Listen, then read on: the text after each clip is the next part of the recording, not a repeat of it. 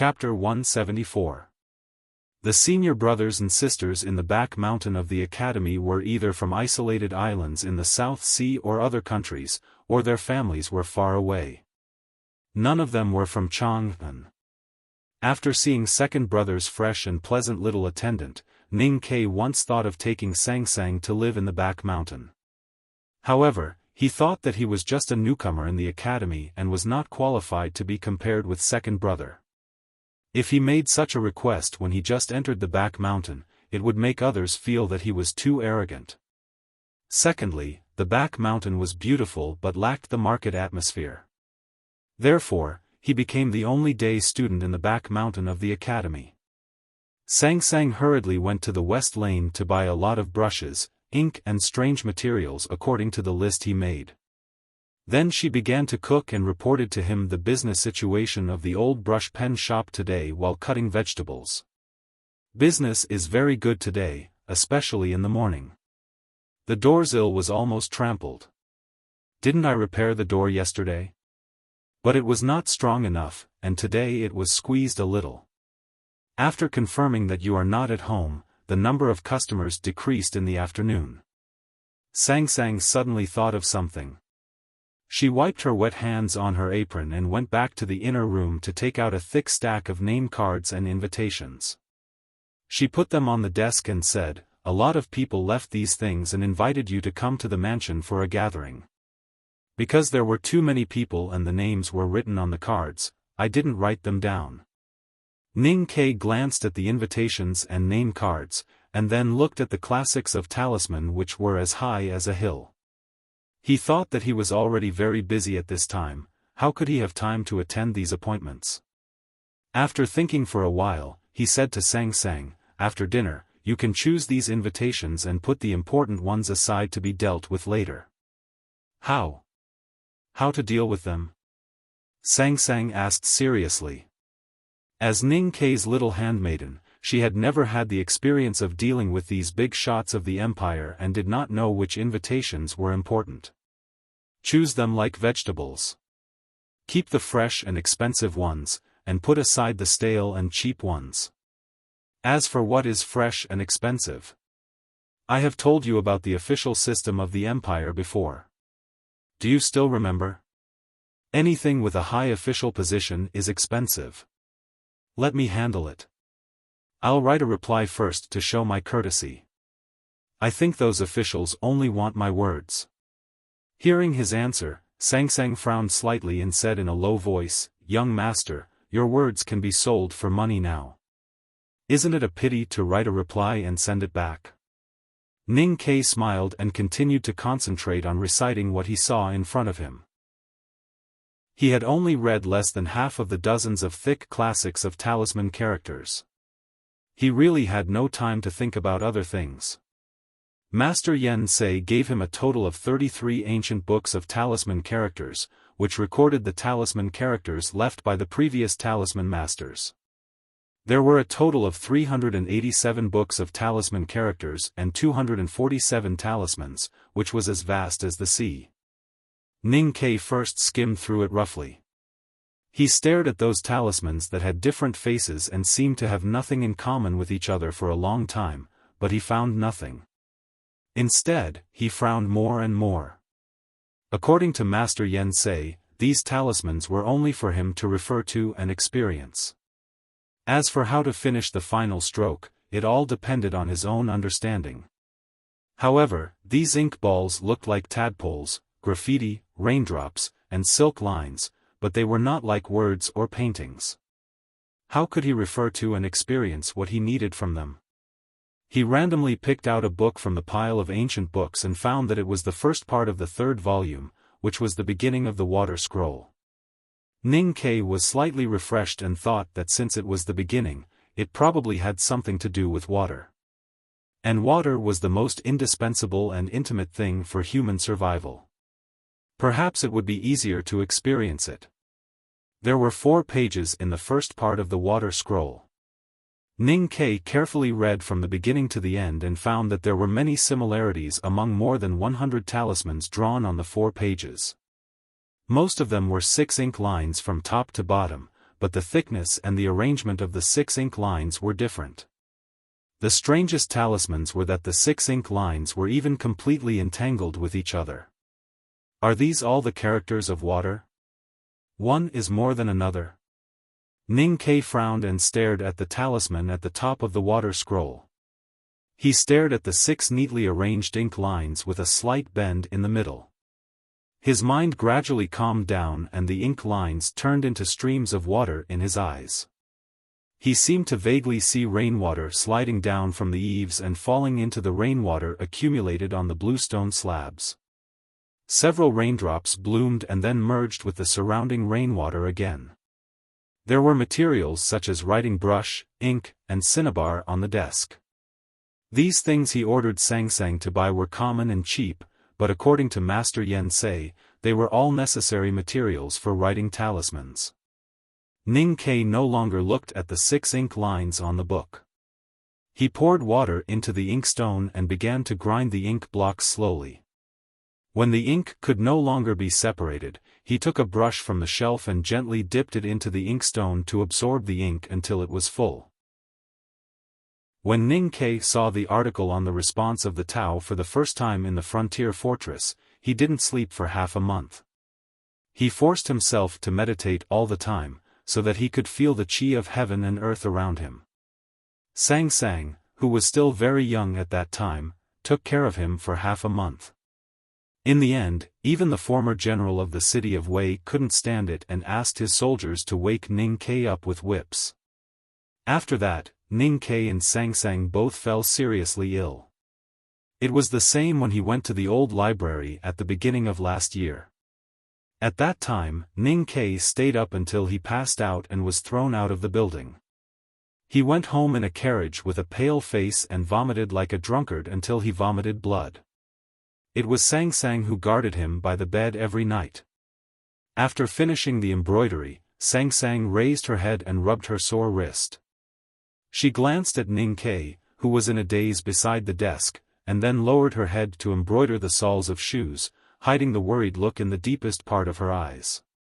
Over the years, she had been used to Ning Ke's crazy behavior when he solved problems. Over the years, Ning Ke had gotten used to having someone take care of him whenever he went crazy trying to solve problems. Late at night, the oil ran out, and the lights went out. Sang Sang, who had fallen asleep at the head of the bed, woke up. She rubbed her eyes and looked at the bright sky outside the window.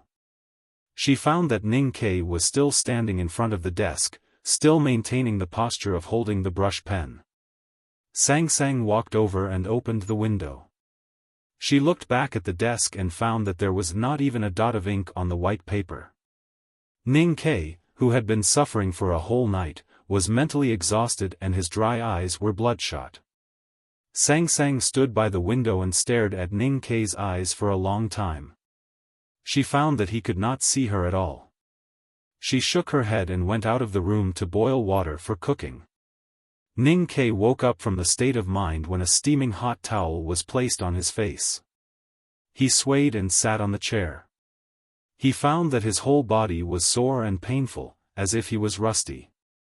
After rubbing his face with hot water, brushing his teeth, eating and drinking a pot of hot tea, Ning Ke recovered a little. He picked up the water scroll from the desk and put it in his sleeve, ready to go to the academy. Standing in front of the old brush pen shop, he looked back at Sang Sang and said after a moment of silence, "The problem I encountered this time seems to be more troublesome than the previous ones. I may not be able to solve it even after a few nights. From tonight on, you don't have to stay up with me. Although I have not been sick for more than half a year, you still have to take care of your body. If I am sick, I still have you to take care of me.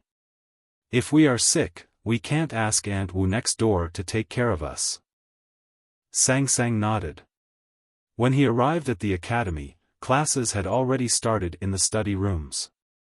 Ning Ke walked alone to the old library according to the route he took yesterday. He took a deep breath and walked into the fog in front of the mountain road. When he came out of the fog, it was still the clear morning light and the beautiful scenery of the cliff plateau. On the horse carriage from Chang'an to the academy, Ning Ke closed his eyes and rested all the way. He felt a little better and looked at the beautiful scenery.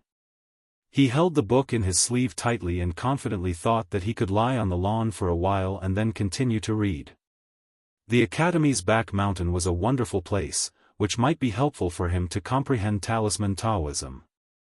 When he was about to step forward, he suddenly heard a clear and beautiful voice beside him. "Youngest brother. Ah, you come at the right time." Ning Ke turned his head and looked at seventh sister in the light yellow spring clothes of the academy. He hurriedly bowed respectfully and said, "Seventh sister." Seventh sister looked at his eyebrows and eyes curiously and asked with concern, "Why do you look so tired?" The biggest difference between a senior sister and a senior brother was that the senior sister was definitely a woman, and seventh sister was a very young and beautiful woman. No matter how old a man was, he would never admit that he was tired in front of a young and beautiful woman. So Ning Ke answered with a smile, "I entered the academy's back mountain yesterday and was a little excited, so I didn't sleep well." "Oh, then I don't need to worry about anything." Seventh sister took out a note from her sleeve and handed it to him. She said with a smile, "You know I'm responsible for the maintenance of the tactical array in the fog. This month is the day for major repairs and we need a lot of materials. So please go to the front yard to get some materials. You can go directly to Professor Wenlan." Ning Ke slightly opened his mouth and began to regret his answer when he thought of Chen Pipi's proud laughter yesterday. He answered with a bitter face, "Yes, seventh sister." "Hurry up."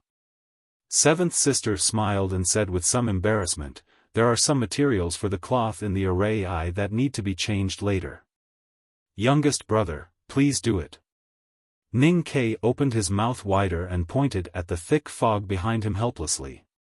He said, "Senior sister, do you mean I have to go into the fog to help you change the materials later? My eyesight is not good in the fog." Seventh sister covered her sleeves and smiled like a weak woman. She patted his chest heavily like a reckless man and said, "Since I need your help, how can I let you be a blind man? I have to check the situation in the array pivot and can't go by myself. I have to trouble you. I don't deserve to be called trouble." The morning light at the back of the mountain of the academy shone on his face, making his weariness and exhaustion in each of his eyebrows and increasingly bloodshot eyes clearer and more pitiful. He walked out of the clouds and walked to the mountain. Before he took 2 steps, he was blocked by a light yellow figure. Seventh sister looked at him tenderly and said, "Youngest brother, I know you may have been busy yesterday, but you won't be too busy today, right?" Ning Ke looked at seventh sister, lifted the heavy food box in his right hand and said sadly, "Senior sister, I was dragged by fifth brother and eighth brother to play chess for a whole day yesterday. I am in a hurry to send them food, otherwise they will really starve to death." "I see." Seventh sister slightly raised her eyebrows and said, "Don't be delayed by those 2 idiots in cultivation. Playing chess and playing the zither is the end of cultivation after all. You can follow me to do a major repair of tactical arrays, which is good for your own cultivation." Ning Ke repeatedly agreed and promised to go to the lake pavilion to watch senior sister embroider as soon as he came down from the mountain. Then he would work hard to help senior sister to maintain the tactical array. Only then could he get away. But he thought in his heart that he would not go down the mountain later. "Let's see where you can find me." Under the pine tree, Ning Ke looked at the 2 senior brothers, who were so hungry that they could not even speak but were still staring at the chess pieces on the field. He put down the food box and said, "2 senior brothers, hurry up and eat." The food box was opened. The food sang cooked overnight was still warm and emitted a very faint fragrance. The 2 senior brothers trembled and sat up straight and began to eat. From time to time, they looked up at Ning Ke bitterly and sighed vaguely with regret.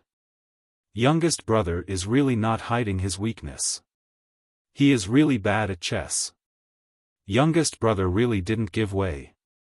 He has never played chess at all. Yesterday, Ning Ke lost 12 games in a row under the pine tree. The two senior brothers finally confirmed that he was a lousy chess player without any foundation, so they no longer asked him to play chess. But for Ning Ke, this was a real blessing and he felt very comforted. After sending the food under the pine tree, he went to the depths of the clouds. He decided to take a rest or study the books left by Master Yen Sei during the half-day he stole. However, after a few steps, a person came out of the dense forest and flowers, grabbed his sleeve and asked, "Youngest brother, where are you from? Where are you going?" Ning Ke stared at the 11th brother whose head was full of broken flowers and suddenly had an impulse to cry. Fortunately, the 11th brother didn't ask who the youngest brother was, or he might faint on the spot.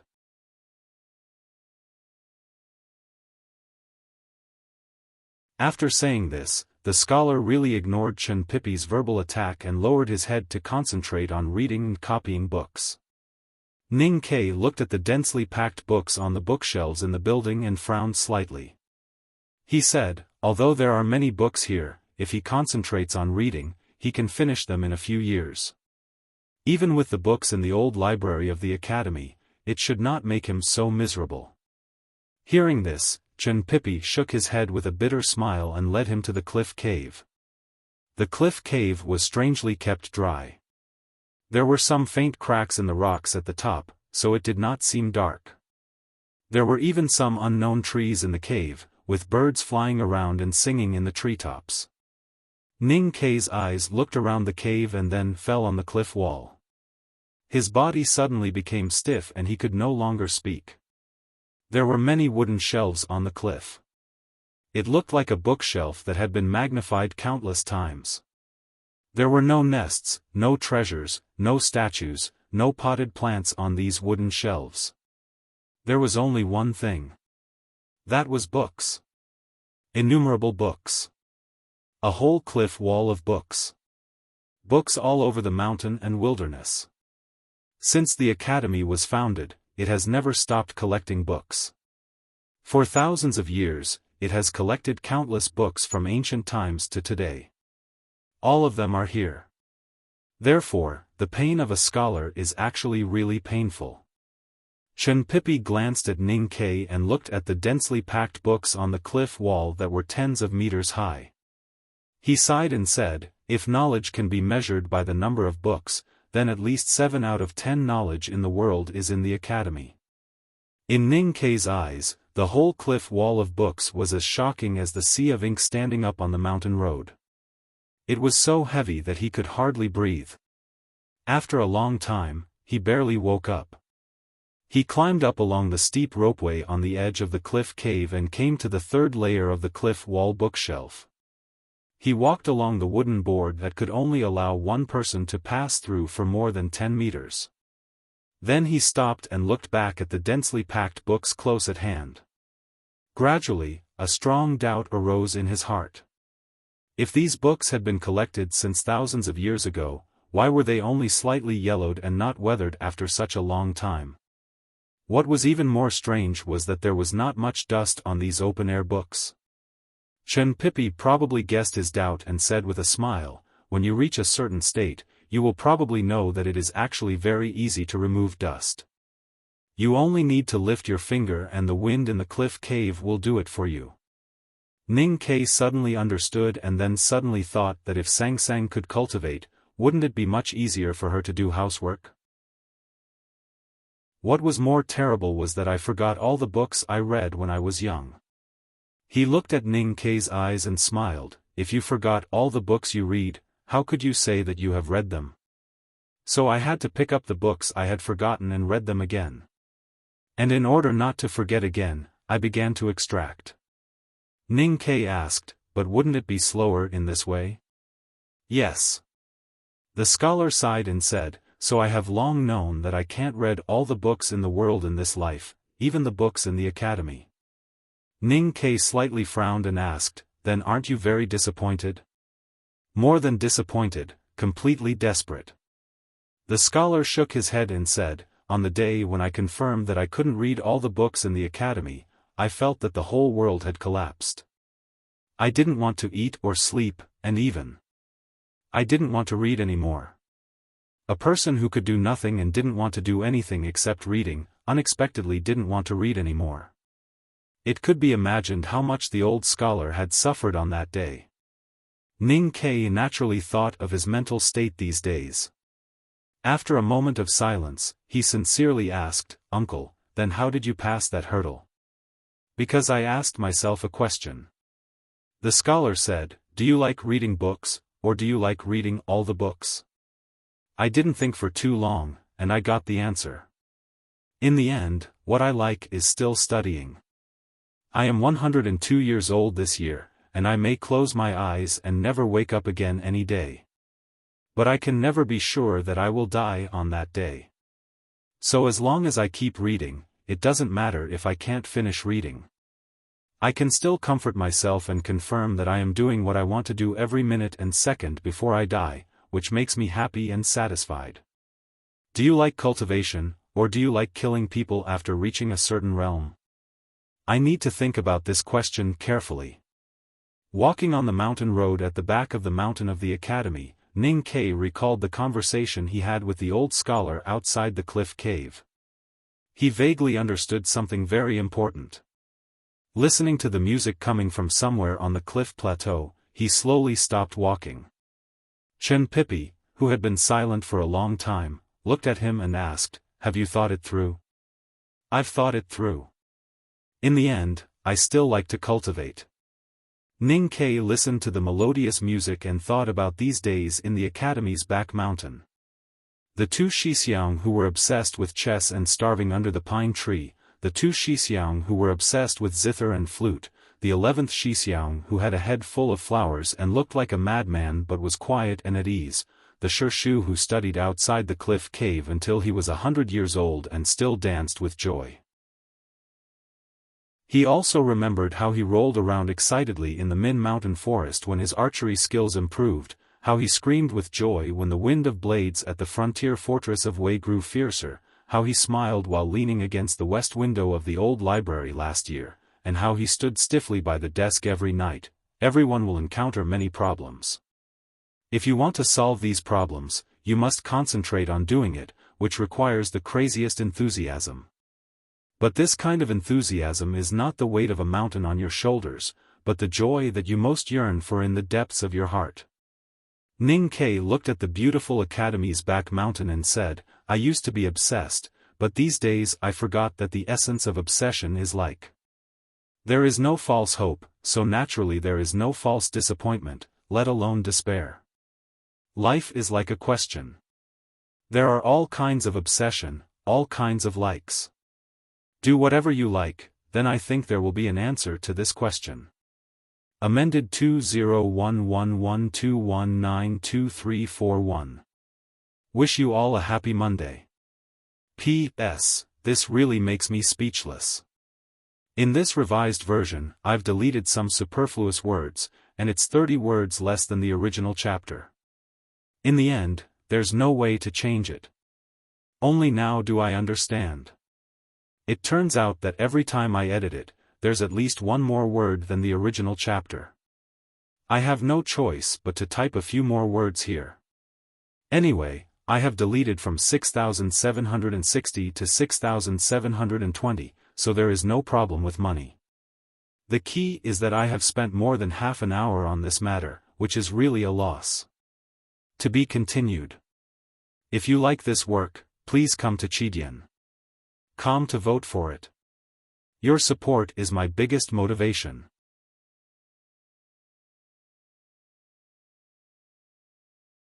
Thinking that Ning Kai would not need to be bothered by these senior brothers and sisters from now on, and thinking of his bloody life when he just entered the back of the mountain, Chen Pipi was very envious of his luck.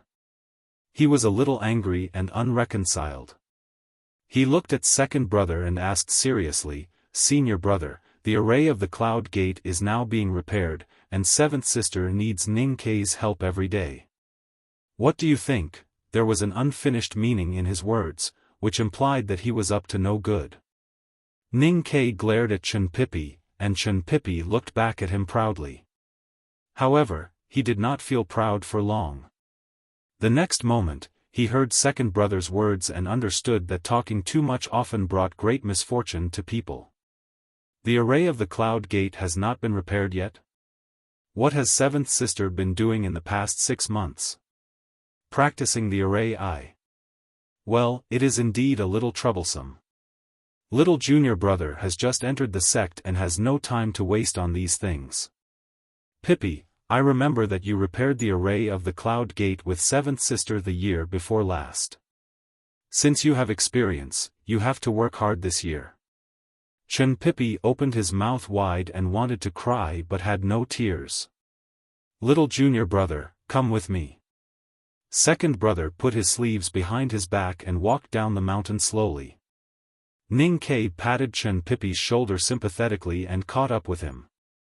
In the chat with Chen Pippi and other senior brothers and sisters, Ning Kai knew that second brother was an extremely proud and serious person.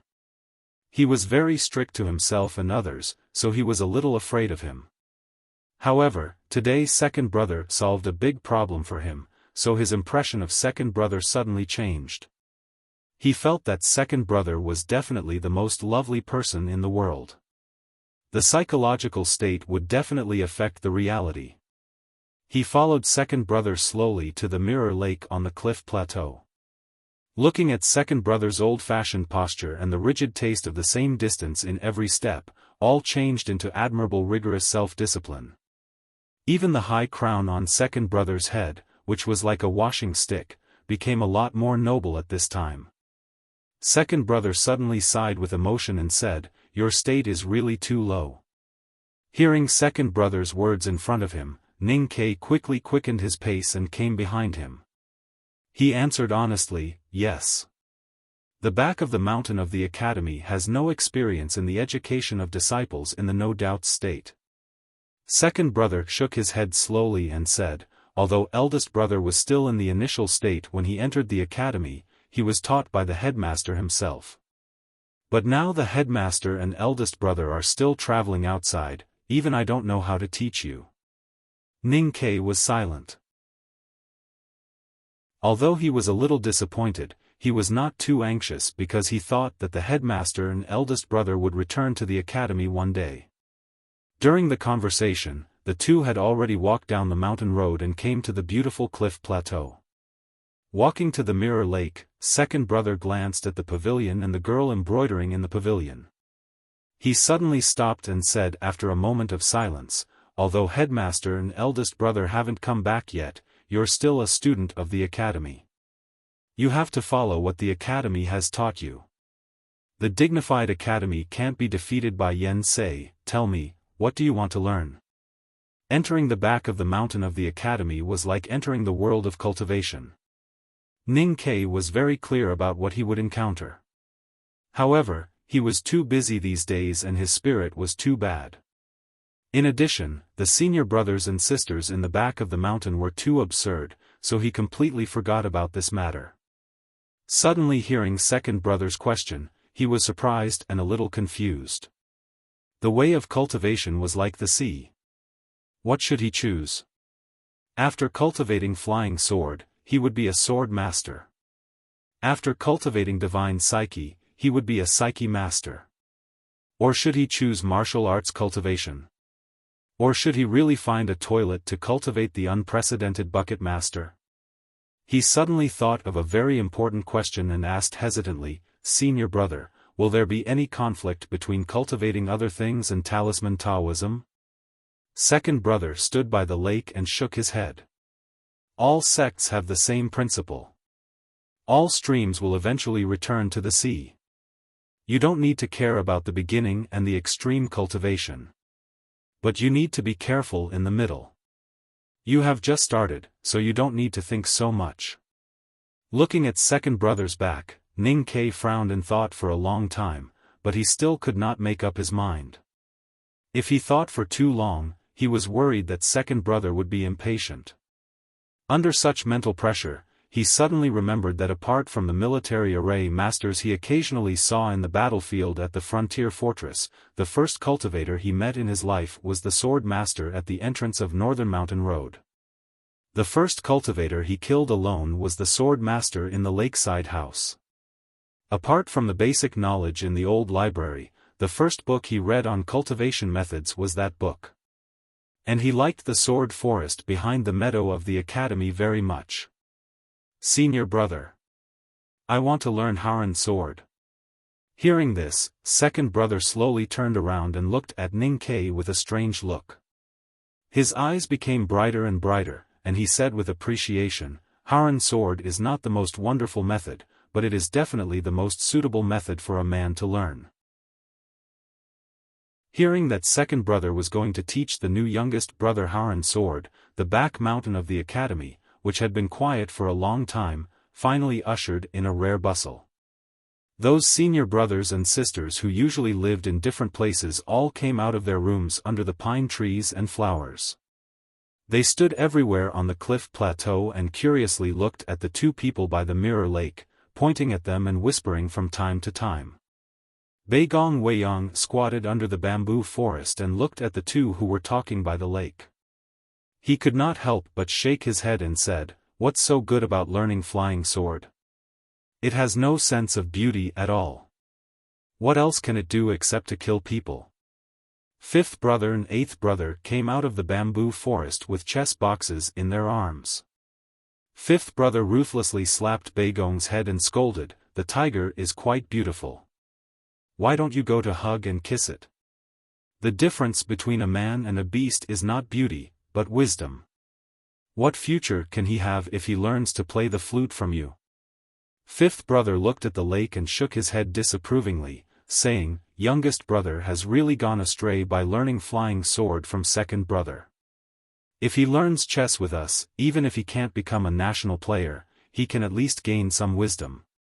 Beigong Weiyang looked at him angrily and said, "Fifth brother, wisdom is not violence. You don't have to hit my head even if you don't agree with me." Fifth brother glared at him and said, "I am your senior brother. Are you not convinced that I hit you?" Beigong Weiyang moved aside and muttered, "Of course I am. How dare I not? But since it is second brother who wants youngest brother to learn flying sword, don't complain here." Not to mention those who looked gloomy all over the cliff plateau, some of whom, like 11, beat their chests and stamped their feet, thinking that their youngest brother had been led astray by second brother. Second brother and Ning Kai were having a serious conversation by the mirror lake, wrapped in the gentle wind of late spring. Although you have read Wu Zhanyang's theory on Haran sword, this monograph was written by Mr. Wu, a former sage of the academy in his later years. Its main purpose is to explore the interaction and conflict between Haran sword and heaven and earth. Second brother looked at Ning Kai and said, "This book focuses more on the Tao outside the Tao, which is not something you can fully grasp with your current state. So since you want to learn Haran sword, you have to learn from the most basic things." Ning Kai bowed with hands folded in front and said, "Second brother, please enlighten me. Flying sword is a sword that can fly without human control." Second brother said calmly. Second brother is really good at talking nonsense. Ning Kai couldn't calm down and thought silently in his heart. Controlling the chi of heaven and earth with psyche power, touching and controlling the sword body invisibly, and moving the sword around the body is the simplest way of flying sword. The power of flying sword lies in 3 points: the strength of the sword master's psyche power, the amount of chi of heaven and earth that can be controlled, the strength of the connection with the sword body, the strength of the sword body itself, and the subtlety of the flying sword body. You are still in the no-doubt state, but you can already touch and even control foreign objects, which shows that your psyche power is strong enough and the connection with foreign objects is good. But there is another point based on talent, that is, the amount of chi of heaven and earth that you can control.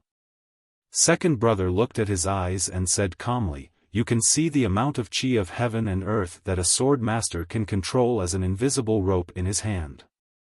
The more chi of heaven and earth you can control, the stronger and longer the invisible rope will be. Only a rope that is strong and long enough can drive the sword body to fly a longer distance without worrying about getting out of control." Ning Kai said, "I understand. Second brother looked at him and said, the so-called swordsmanship is actually a different way of controlling the chi of heaven and earth with psyche power to control the sword body. The Haoran sword would rather take the straight than seek the crooked one. It emphasizes on having a firm heart and a firm will. You can use the sword without hesitation and break all obstacles. As for how to do it, you should listen to the Haoran sword tactics that I will teach you. Thank you, senior brother. Do you remember it? I remember half of it. Then I will say it again. Yes. Ning Ke suddenly felt that this dialogue was very familiar and thought that he had to answer that he had forgotten all of it later. Then second brother brushed his academy uniform and laughed loudly, saying, little younger brother, you have understood it. Then go to the dark side and kill all the thieves. Second brother frowned and asked, what about now? Ning Ke came to his senses and of course did not dare to answer like that. He answered honestly, I remember all of it. Second brother's eyebrows gradually relaxed and he praised, little younger brother's comprehension is really excellent. As soon as he finished speaking, he casually waved his hand in the spring breeze by the lakeside and a short and thin wooden sword without a handle appeared in his hand. He handed the hiltless wooden sword to Ning Ke and said, I have said before that we should start from the most basic. Show me your sword first. Ning Ke took the hiltless wooden sword and felt a little cold in his fingers. For a moment, he was a little confused. After a moment of silence, he took a deep breath and said, okay. The disciples of the second floor of the academy who were watching around the mirror lake saw that Ning Ke was finally going to show his sword. They all stood up and watched with curiosity on their faces. Although at this moment they still insisted that it was a very wrong choice for Ning Ke to learn the flying sword, which was neither beautiful nor wise to kill people, they were also very curious about Ning Ke's level. Ning Ke slowly closed his eyes and felt the weight of the hiltless wooden sword in his hands. He felt that the originally light wooden sword was getting heavier and heavier. The psyche power in his sense of perception was driven out of his body and blended with the surrounding chi of heaven and earth. It vaguely touched the place where the wooden sword was and then wrapped the chi of heaven and earth around it according to the method taught by second brother. Up. Ning Ke opened his eyes and looked at the hiltless wooden sword in his hand. He shouted in a low voice and the psyche power in his sense of perception gushed out. The chi of heaven and earth wrapped around the sword suddenly tightened and then violently vibrated. In the spring breeze by the mirror lake, a thin hiltless wooden sword trembled and flew up. The thin hiltless wooden sword flew very slowly and trembled uneasily, as if it was extremely frightened. The wooden sword moved slowly in the air and it was very difficult and strenuous to fly. Moreover, the wooden sword moved without any regular trajectory. One moment it was on the right side of Ning Ke's body, and the next moment it was on the left side of Ning Ke's body. One moment it jumped up, and the next moment it was about to fall into the lake. The wooden sword stopped in the air and looked like an old woman with small feet without a sense of direction. The disciples of the back of the mountain of the academy who were watching by the lake opened their mouths wide and could not close them for a long time. The embroidery needle between seventh sister's fingers in the pavilion at the center of the lake fell into the lake and was swallowed by a greedy golden carp. Beigong Weiyang stood at the edge of the bamboo forest and looked at the hiltless wooden sword in the air by the lake. He said with a serious expression, I think the sword will feel ashamed to use the word fly to describe this sword. Chen Pipi, who was standing not far away, lowered his head in shame and did not want to admit that the person by the lake was his friend. The hiltless wooden sword flew back, trembling. Ning Ke opened his eyes wide and saw that it was about to fall. He stretched out his hand like lightning and caught it in his hand. He could not help but feel a little scared. He wiped the sweat on his forehead and turned to second brother and asked excitedly, Senior brother, what do you think of me? The excitement on his face was genuine. He looked at Ning Ke's pale face and suddenly said after a moment of silence, there are some things that can't be solved by risking one's life. Ning Ke looked up at the blue sky and white clouds and said with a smile, in the past, you said that cultivation is a gift from Haotian and we can't force it. If we can't cultivate, we can't cultivate. But at least I can cultivate now. Chen Pipi shook his head and said, but if you always try so hard, how can your body bear it? I don't try so hard. I just like it. Ning Ke glanced at him and picked up the hiltless sword beside him. He waved it casually in the air and said with a smile, one day, I will make this sword become a flying sword.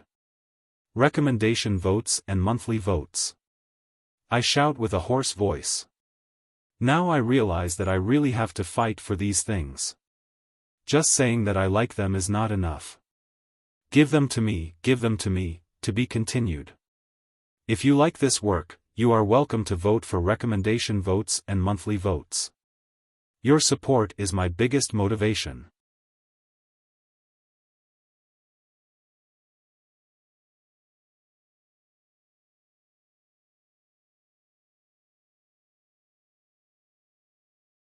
Someone was flying a sword by the lake, smashing the flowers, grass and senior brothers' heads, messing up the senior sister's embroidery, messing up the magical lines on the sand table, and messing up the green waves and wet grass in the water.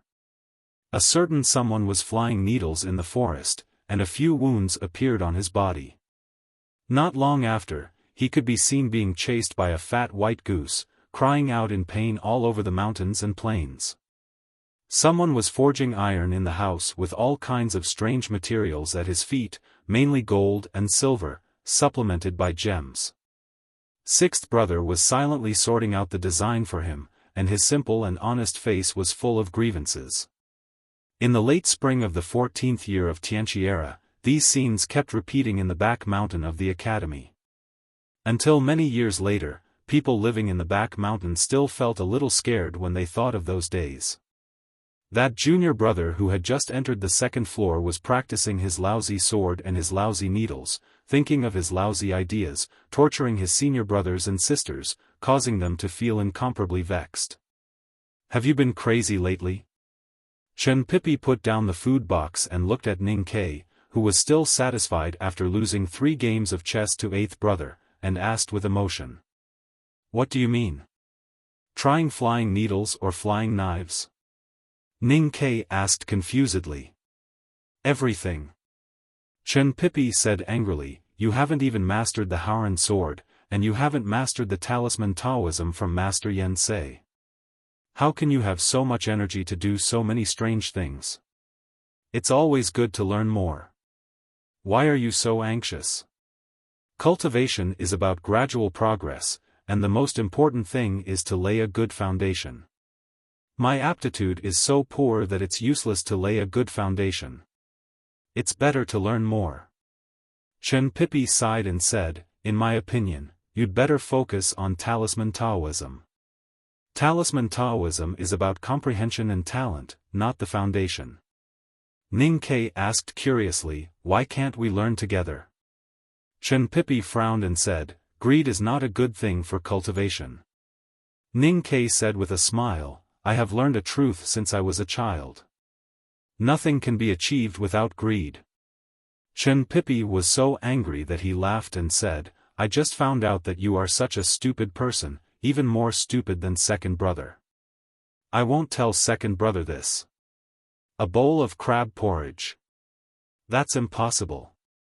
Our family has been losing money too fast recently, and Sang Sang is already very unhappy. Then, how much do you want? 200 taels of silver. 200 taels of silver? Why do you need so many silver needles? Do you want to learn medicine and acupuncture? It's none of your business. Fine, fine, fine. Then I'll scold you more for being an idiot. Pipi, don't forget that the back of the mountain is the second floor of the academy. We are all on the second floor, so we are all idiots. Idiot Chen, do you have a problem with that? I have no problem with that. Chen Pipi looked at him as if he was looking at a madman, and gritted his teeth and said, "Even if you do that for cultivation, why do you harass senior brothers every day? In the beginning, didn't you turn pale when you heard that you were going to listen to music and play chess? Why did you suddenly change your temper and go to listen to music and play chess every day?" Ning Ke answered with a smile, "I didn't like it at first because I didn't like to be forced to listen to music and play chess. Now that second brother has said that no one will force me, I can still do it if I want to. Senior brother Beigong's flute is really good. Where can I find a chance to play chess with the two national masters outside the academy? Doing some extracurricular activities as entertainment during cultivation can cultivate one's character. In the future, when I travel around the world, these things can be used to brag and shock people." Chen Pipi was dumbfounded. He held his chubby cheeks and asked, "What about 11th brother? Why are you bothering him?" "11th brother doesn't think I'm bothering him." Ning Ke approached him and said in a low voice, "Have you found that listening to 11th brother's mysterious questions can not only help you fall asleep, but also help you meditate?" That night, all the disciples of the second floor of the academy held a group meeting at the back of the mountain. Even the scholar in the small library in the cliff cave was called over. However, the old man was reading an old book and did not pay attention to what the people around him were saying. Ning Ke did not attend the meeting, not because he had returned home in Chang'an, but because the main topic of the meeting was to discuss how to deal with his current problem. "Don't you think youngest brother is miserable? Haran's sword has become a wasp-tail needle. This is definitely not his wish, but his aptitude is like this, so he is forced to think of these messy ideas. I say you should be more tolerant. Although he smiles every day, I always feel that there are tears in his smile, and there is a shadow in his heart." The meeting was held in the courtyard where second brother lived. Seventh sister held an embroidery frame and sat cross-legged in the deepest part of the arhat bed. Her posture was very casual and natural, and it could be seen that she was not afraid of second brother. Hearing this, fourth brother, who had the most serious expression, frowned and said, "It's not a matter of tolerance. Will I really be angry with youngest brother? Now the main problem is how to help youngest brother solve his cultivation problems." Third sister, Yu Lian, who was sitting quietly in the corner of the room, smiled slightly, but did not say anything.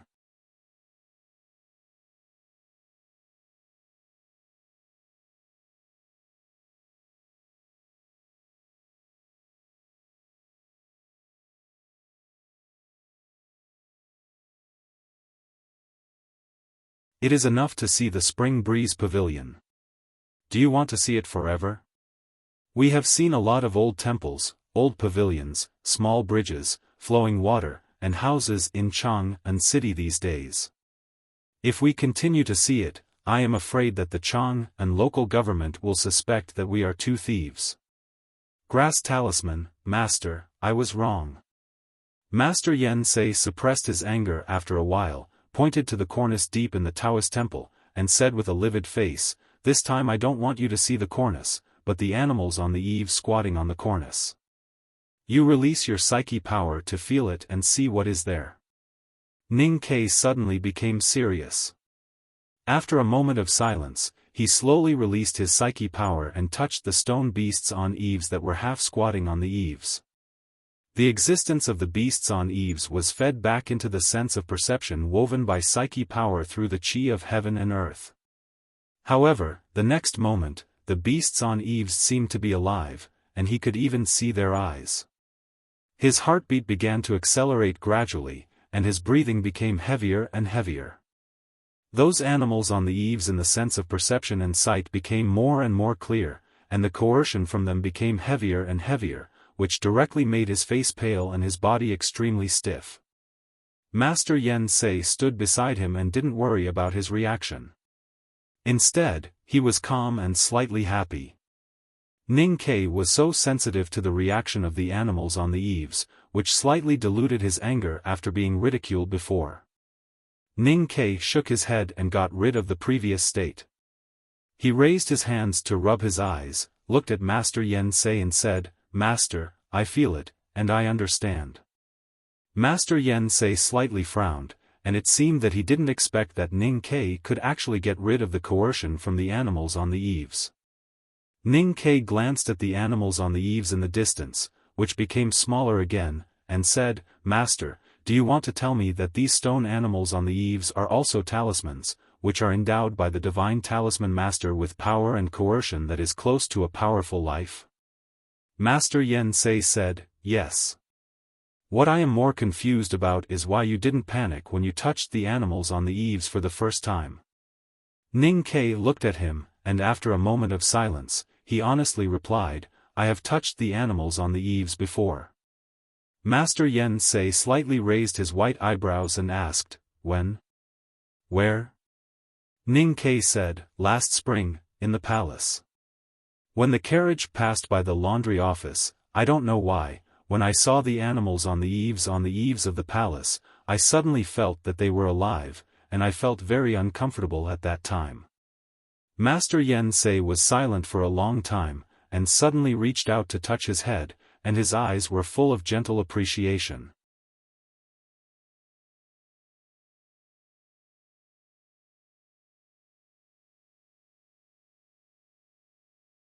Master Yen Sei raised his eyebrows and said, "Do you think an ordinary mortal will think I am an immortal when he sees a divine talisman master like me?" Ning Kai said uncertainly. "Maybe. That's why it's not so hard to imagine that one can ascend to become an immortal in the end. But my guess is that these immortals are different from the immortals in myths and legends. They should be great cultivators who have truly transcended. Master, I'm more curious about the stories of the mortal world. The vermilion bird divine talisman left by the previous sage must be especially powerful. The problem is that the talisman Tao is self-contained. Who can activate this divine talisman?" Master Yen Sei said leisurely, "Since the founding of the Tang Empire, this vermilion bird divine talisman has been lying quietly on the stone road and has never been activated. But according to the judgment of someone in the academy and the former national master, once the vermilion bird divine talisman is activated, it can be equivalent to a full blow from a grand cultivator at the peak of knowing destiny state, and even surpass it in some aspects." "Only at the peak of knowing destiny state? Only?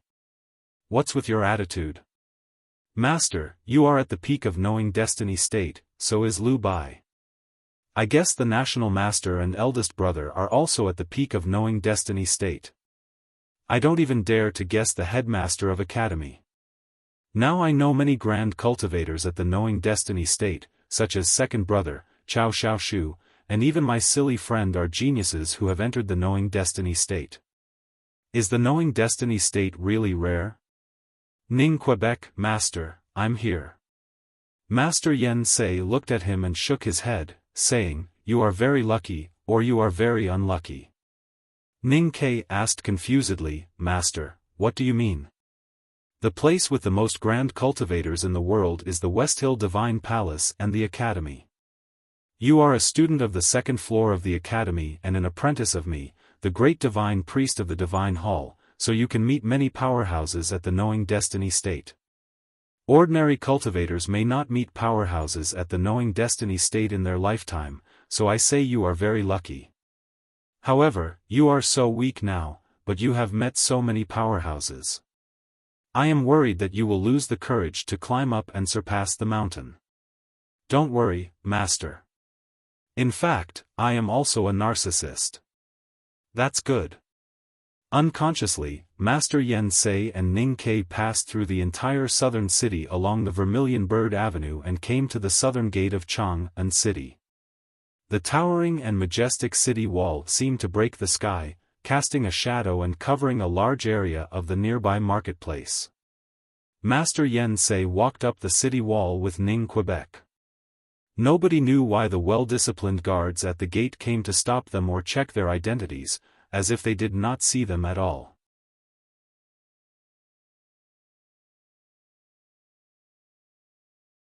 Ning Kai suddenly thought of a key problem, and looked at Master Yen Sei seriously and said, "Master, you shouldn't tell me such things, especially the array pivot and the array root.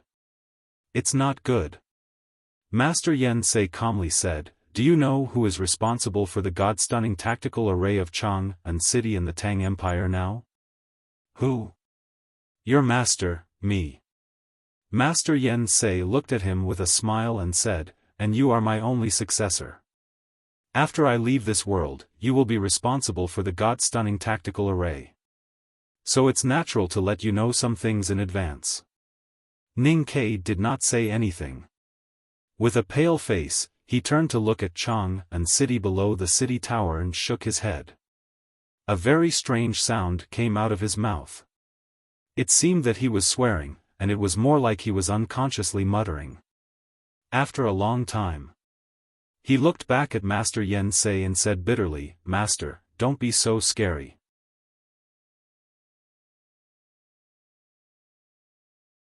Chapter 180. If I scare you to death, where can I find a successor? The problem is that it doesn't sound true. Why not? Chang'an city, god-stunning array, to me? Why? Why? Because there are too few divine talisman masters qualified to preside over the god-stunning array, and even fewer who can be absolutely trusted by the empire. Among the 3 divine talisman masters living in seclusion in the academy, only little Huang He is a citizen of Tang, and your uncle Gongsun has a serious health problem. Ning Ke, you are a student of the headmaster of academy and my disciple. Why can't the imperial court trust you? Why can't it be given to you? Who can agree? I agree. Master, is it enough for you to agree? His Majesty has agreed. He told me that he once told you that he would take you to see something after you officially step into Talisman Taoism.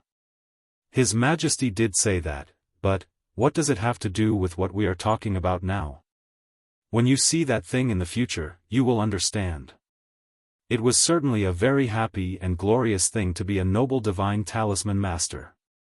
However, if the safety of the whole Chang'an city or even the whole Tang Empire was in your hands after becoming a divine talisman master, then this happiness and glory would be countless times stronger. However, the strengthening of glory would eventually turn into a mountain-like responsibility and a sky-like pressure. Thinking that decades later, when he stood on the tower in Chang'an and looked down at the world, he would no longer be able to feel relaxed and carefree.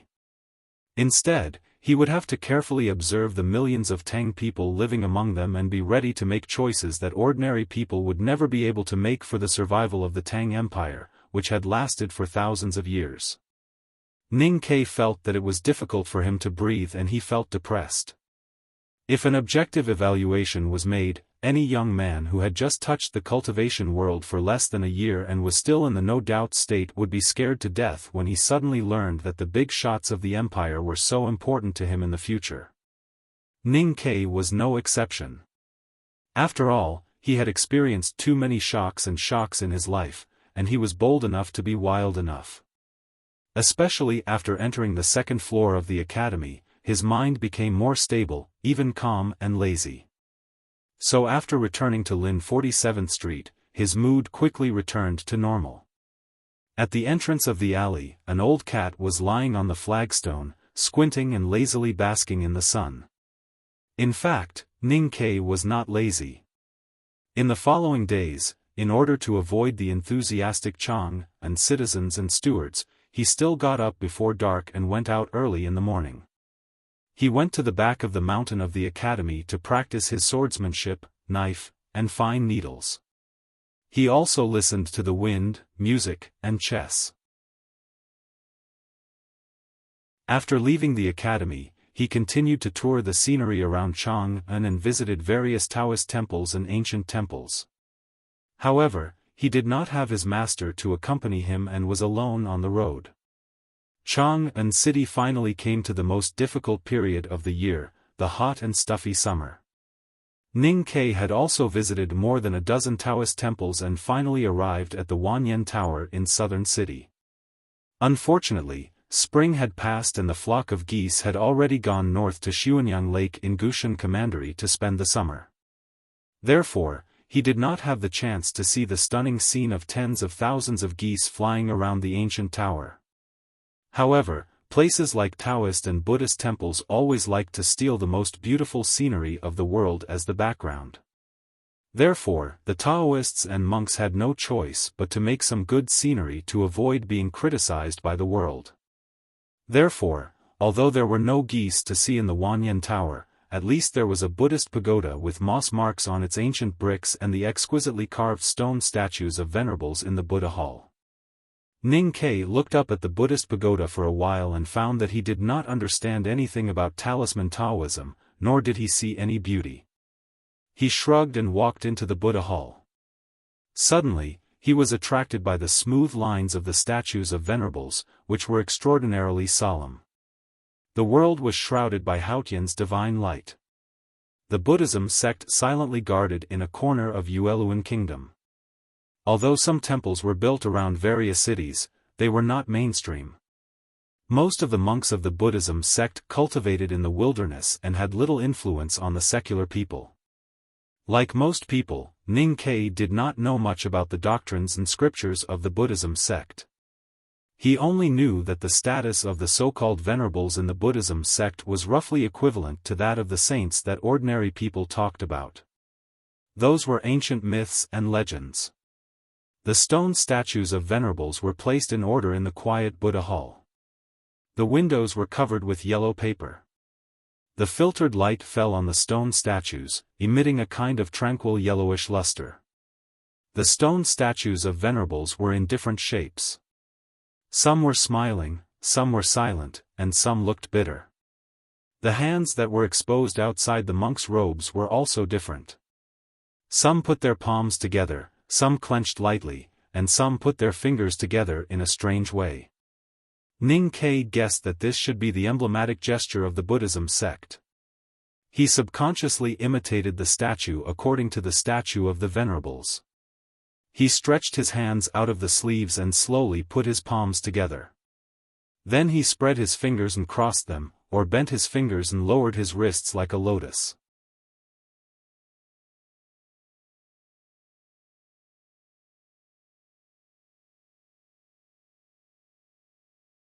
Since that day in the palace, Ning Kai had sent some calligraphy sections to the Tang Empire through the bodyguard office after eating the exquisite but not filling royal meal of cold fire autumn smoke. He had never entered the palace again, nor had he met the emperor of the Tang Empire.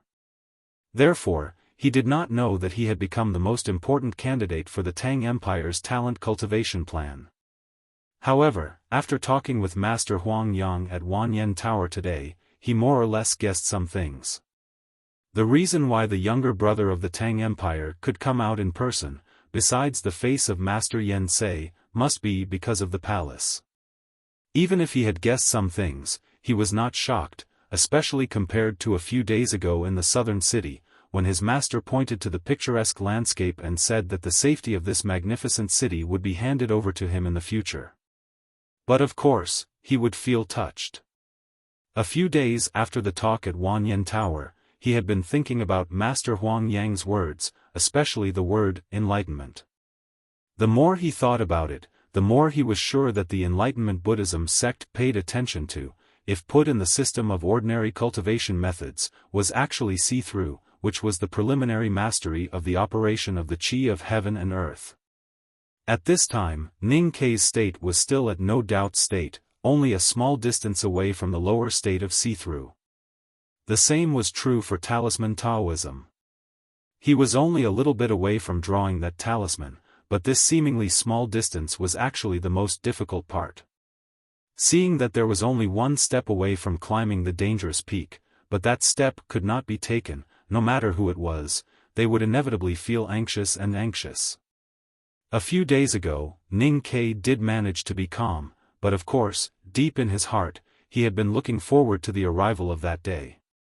It was not until he heard Master Huang Yang's words about enlightenment at Wanyan Tower that he suddenly realized that these seemingly peaceful and natural expectations were also a kind of anxiety and an obstacle to cultivation. After pondering for a night, Ning Kai no longer thought about these things. See-through and talisman Taoism were all left behind by him. He would still go to the academy's back mountain to listen to songs, forge iron and gossip, and still walk around the famous places in Chang'an. But he no longer thought about when he would be able to reach see-through, nor did he think about when he would be able to put down the first stroke on that piece of white paper. Looking at the eaves of the famous buildings, he no longer wanted to feel anything from them. Instead, he just purely appreciated the beauty among them, reflecting and imprinting those lines into his eyes. One day in midsummer. In the afternoon, the old brush pen shop was shrouded in unbearable heat and humidity. Ning Kei leaned on the bamboo chair under the tree, staring at the sky divided by branches and green leaves in a daze. From time to time, he picked up a wet towel from the basin beside the chair and patted it on his body, washing away the greasy sweat and summer heat with the well water. Change the water quickly. The water in the basin is hot again. What kind of weather is this? Get some fresh cold well water quickly. He was not anxious about cultivation, but anxious about the heat. He shouted to the front. In order to resist the endless stream of admirers and stewards of mansions, the old brush pen shop was now open for 2 days and 3 days when its owner got married. Sang Sang was really bored during the day, so she wiped the tables and chairs in the front shop again and again. At this time, hearing Ning Kei's angry shout in the courtyard, she hurriedly ran out and poured the old water in the basin under the tree, and then went to the well to get new water.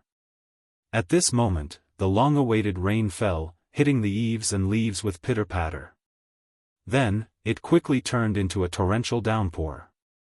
The rain was like thunder, but it could not drown out the ecstatic shouts of the neighbors in the back alley. "Young master, quickly go into the house to hide." Sang Sang threw down the basin and hurriedly closed the window. Ning Kei lay on the bamboo chair, but did not move. He looked at the rain falling from the sky, feeling the brittle feeling of the raindrops hitting his naked skin, and the wetness that enveloped the street. His expression seemed a little strange. Sang Sang looked at him from the window and shouted, "Why don't you come in?" Ning Kei opened his eyes and looked at the increasingly dense rain. He suddenly shouted, "Look, it's so beautiful." Sang Sang thought that the young master was talking nonsense again. She waited for a long time and found that Ning Kei was still lying on the bamboo chair. Although she was not worried that he would catch a cold on such a hot day, she was very worried that he would become a fool in the rain. Frowning, she walked out of the door, walked to the bamboo chair, and imitated him to look up at the sky. Seeing that she looked up with difficulty, Ning Kei stretched out his hand to hold her waist, and held her in his arms. The master and the servant lay side by side on the bamboo chair, lying in the majestic heavy rain, and opened their eyes to look at the sky.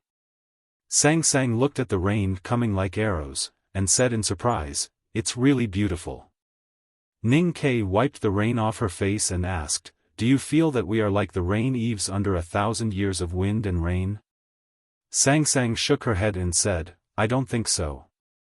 I feel like the city wall is being shot by many arrows."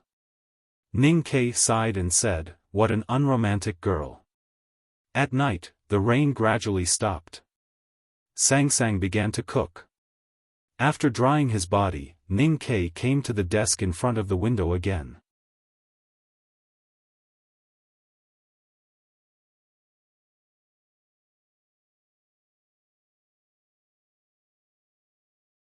He turned to the old chancellor and said with a smile, "Old guy, I heard that your steward also went to the House of Red Sleeves to buy 2 rubbings of the yen family of the chicken soup calligraphy.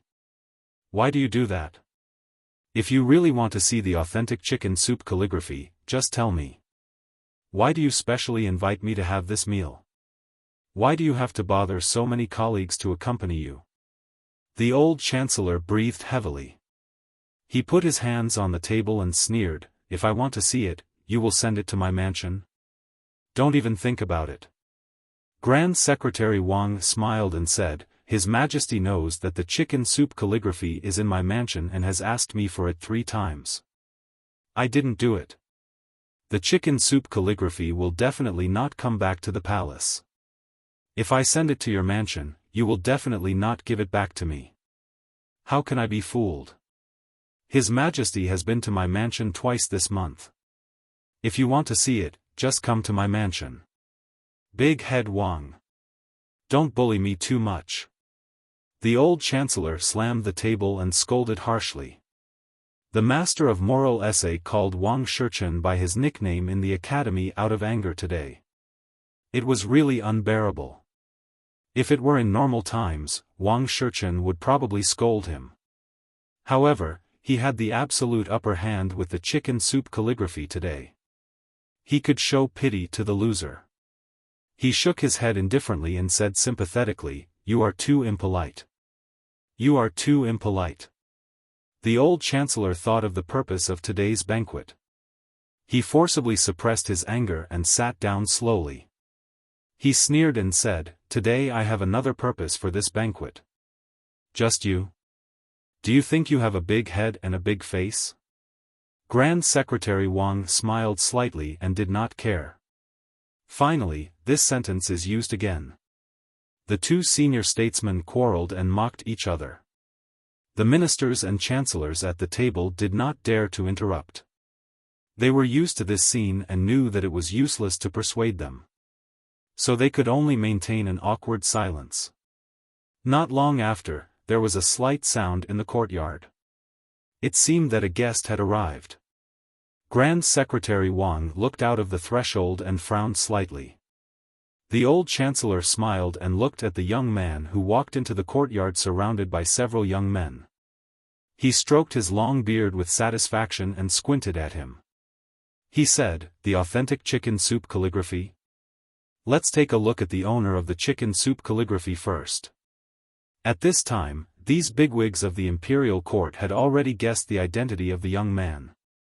Although they more or less knew this person before, they could not help but sigh in their hearts when they found that he was so young. Grand Secretary Wang's expression was very ugly. In spring, the entire Chang'an city was shocked by the appearance of the owner of the flower-blooming calligraphy.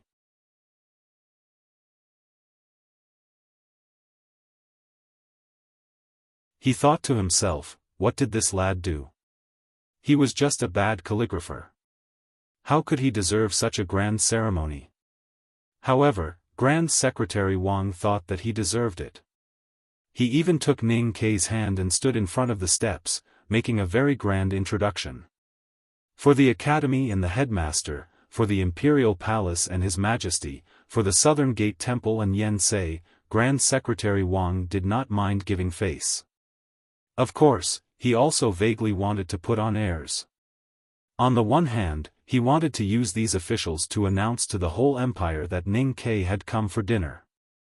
On the other hand, he wanted to use these officials to announce to Ning Kei that he treated him more attentively than the old chancellor. In the future, if Ning Kei had any calligraphy, he should show it to me first. If His Majesty had any instructions, he should let me know first. Before the banquet was over, Grand Secretary Wang took out the treasured chicken soup calligraphy and asked the officials to appreciate it. Finally, he asked Ning Kei to take out his private seal and solemnly stamp his own seal on the memo paper that had been repaired but was still wrinkled. Ning Kei lifted his finger slightly, and the seal left the surface of the chicken soup calligraphy, leaving a dazzling bright red. There was jubilation in the Grand Secretary's mansion. The officials cheered and applauded. The steward of the mansion was proud and moved, and the servants whispered. Old Tsang, who had followed the Grand Secretary all the way from his hometown to Chang'an and had served the Grand Secretary for nearly 70 years, was moved to tears. He held his walking stick and looked at the brightly lit courtyard. He said in a trembling voice, "Old master, young master has finally won against the old Jin. The hatred of stealing his wife has finally been somewhat avenged." After doing this, Ning Kei heaved a sigh of relief. He thought that this was probably the case. However, he did not expect that Grand Secretary Wang did not intend to let him leave. Instead, he ordered people to set up the writing brushes, ink, paper and inkstone, just like the old chancellor had done last night. Looking at the speed of the steward setting up the brushes, ink, paper and inkstone, no one in the hall would believe that they did not carry out emergency overtime training.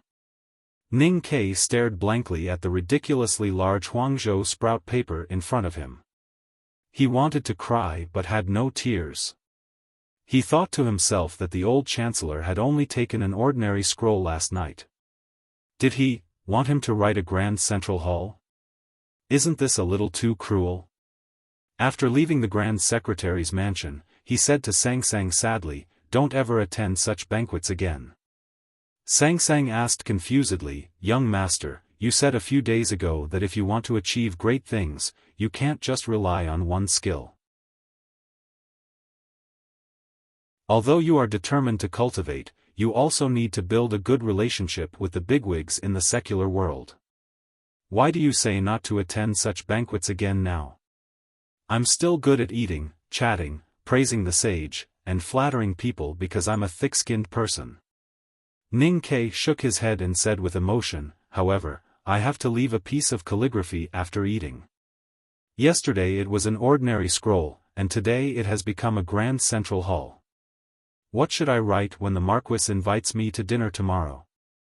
Should I fill the white wall that the Marquis just painted with calligraphy? These bigwigs are not inviting me to dinner. They are completely robbing me of my money. I'm really happy when I write about old Sang. In fact, I'm still tired from writing, and I'm not in good spirits. That's why I've stayed up until now. It's past midnight, and I don't have to send out individual chapters to solicit recommendation votes. I'm sincerely inviting you here. The recommendation votes on Monday are very important, and I hope everyone can support me. Please come to my appointment to solicit votes. We eat rice, but what flows out must be votes. If you like this work, you are welcome to come to Chidian to cast a recommendation vote or a monthly vote. Your support is my biggest motivation."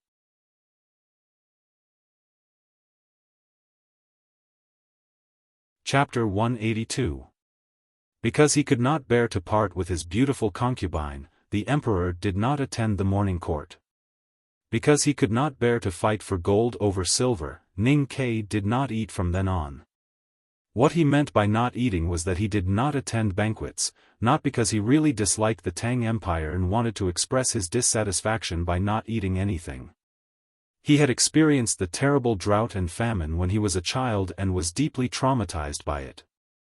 He insisted that eating was the most important thing in this world, because there were no immortals in the world who could eat wind and drink dew. Even the most powerful sage of sword, Liu Bai, would be starving if he did not eat for a few days. Anyone who did not eat would die. Eating and drinking? In those years when there was no food, even a naked beauty was probably no different from meat in the eyes of many men, not to mention things like roses that represented love. The Buddhism sect always liked to preach about pink skulls. Ning Ke could not help but secretly guess that those sadhus ate vegetables and tofu gruel every day and had to climb mountains and ridges. They were in a state of half-starvation every day, and that was why they came up with such a correct and idiotic argument. And Yueluan Kingdom was the most prosperous place for Buddhism, so there might be some connection between the two. The people who were so hungry that they did not even have the strength to curse the heavens might not be interested in doing those things between men and women, so they had to tighten their belts and chant sutras. Ning Ke's ideas were naturally not correct, but at least there was a hidden rule in human history. The most fundamental reason for the wars between tribes and countries was to eat. To fill their stomachs, the refugees dared to attack states, capture cities and fight with the regular armies of various countries. In order to fill the stomachs of their people and prevent them from risking their lives against them, the various countries did not hesitate to shed all pretenses of cordiality and put down their statuses to forcefully seize more land. Similarly, to fill their stomachs, the tribes of the wilderness of the north, which had been away from the central plains for more than 1,000 years, were forced to move south with great difficulty. They took the initiative to attack the fierce barbarian tribes on the grassland, regardless of whether they would alarm the countries in the central plains or whether they would bring any future troubles. Wars were for eating. Of course, in order to win wars, the first thing to do was to ensure that the people in the war had enough to eat. On the slightly cold grassland, the smoke rising from dozens of earthen stoves and the mutton being cooked in dozens of big pots was a guarantee. Thousands of men dressed in animal skins sat around the earthen stove, silently eating mutton.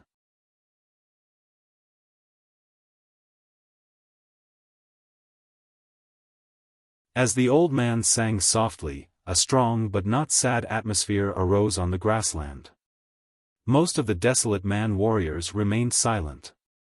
They ate the mutton and drank the oily soup that had a strong odor. They seized every moment to replenish their strength in between the battles because no one knew when the next battle would begin. The ancestors of the desolate man were once called natural warriors by the people of the Central Plains. Now they had experienced thousands of years of harsh environment, and the word fighting was written in their blood vessels and bones. The death of their companions would not make them feel the slightest bit. Even the song that had been passed down for thousands of years could only trigger the soft echo deep in their hearts, but could not interfere with their preparation for the battle. At this moment, the bugle of the battle sounded again. The grassland trembled slightly, and no one knew how many elite cavalries of the Khan of the left tent were coming. The desolate man warriors did not panic. They put down the mutton and spoon in their hands, raised their sleeves to wipe their oily faces, and then picked up the heavy and damaged weapons beside them.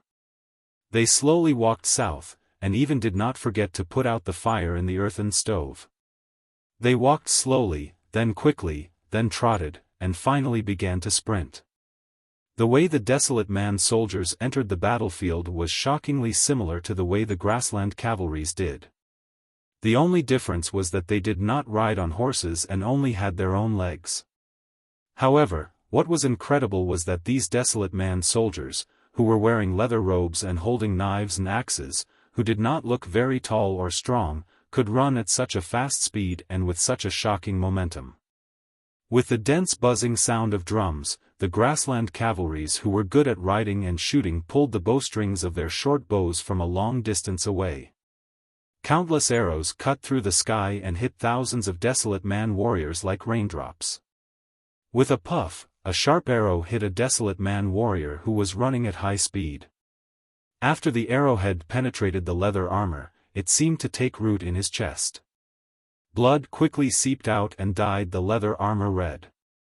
However, the desolate man warrior did not seem to notice it and still rushed towards the black tide-like cavalries with sabers and axes in his hands. Obviously, the arrow was blocked by the desolate man's steel-like skin and did not hurt his vital parts. There were no military orders or flag signals. The desolate man's battle relied on their instincts, the tacit understanding and the trust they had in their companions after fighting side by side for more than 1,000 years.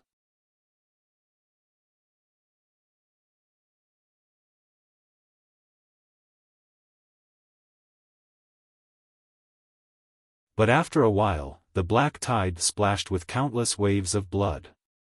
However, these mature and naive desolate man soldiers once again surfaced and faced the second tide with blood all over their bodies. The tide overflowed the reef and then slowly receded. The reef still stood silently by the sea, as if it would never be washed away by the tide even after millions of years. The desolate warriors were not senseless reefs. In the face of the black tide of grassland cavalries, they did not choose to remain silent forever and fight recklessly. Instead, they made a second response at the fastest speed. Their feet, which were tied with animal skins, ran quickly on the grassland that had hardened due to the cold. Bringing grass and dirt with them, the desolate man warriors were like countless shadows weaving through the black tide of grassland cavalries. They avoided the accurate arrows, the sharp machetes, and the impact of the warhorses. They stayed close to each other tacitly and surrounded the grassland cavalrymen in the middle of the black tide in groups of 5. The scene was wonderful. The black tide of the grassland cavalrymen had flooded the entire battlefield, but they could not engulf these desolate man soldiers in the shortest time. And those desolate man soldiers did not care about the sabers and arrows behind them. They did not care about the grassland cavalrymen who were surrounded by 5 people. Some of them waved their long sabers and rushed up silently and fiercely. The long sabers were sharp and cut through the air. Their feet flashed like the wind. Wherever blood splashed, some grassland cavalrymen fell from their saddles and were instantly cut into pieces by the saber wind. The grassland cavalrymen on the periphery and the cavalrymen who had already rushed past the battle line could not make any effective rescue. They tried their best to shoot the arrows, but the number of desolate man soldiers they could kill was extremely limited. With their horrifying close defense power and unimaginable running speed, the battle on the vast grassland, which should have been one-sided or even a massacre between the cavalrymen and the infantry, was developing in an incredible direction. In fact, since the desolate man tribe moved south and began to fight with the Lieutenant Khan's tribe, this scene, which was completely against the grassland cavalrymen's fighting philosophy, had been playing out.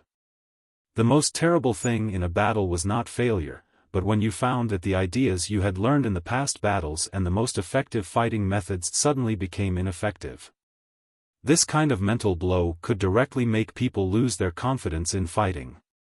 In the previous battles, the grassland cavalrymen had suffered a crushing defeat because of this inexplicable mental panic. Every time they launched a seemingly foolproof charge, they found that the charge did not have any effect.